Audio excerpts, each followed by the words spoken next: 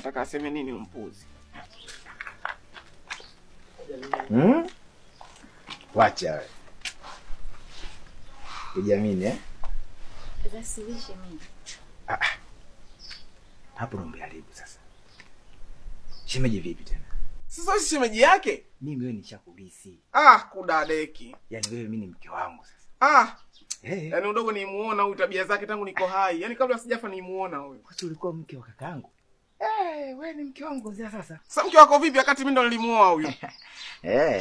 Kwa sababu kakangu amefariki. Kwa mimi ndo nalisi. Na lazima nitakuja nipige niue huyu. Au unasemaje katika hilo? Hiyo nzuri shemeji. Yaani naye kinacheka cheka kijana mke kimalaya. Kwani nilioa malaya kudadeki. Sasa hapo kuna kidogo kimepungua.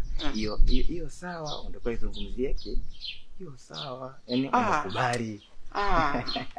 Kweli kufa ujione mambo. Twende. Nzuri. Wacha wewe. Hiyo sasa. Sasa sikiliza nikwambie. Baada ya siku 2-3 hivi utalala na mimi. Una adabu wewe.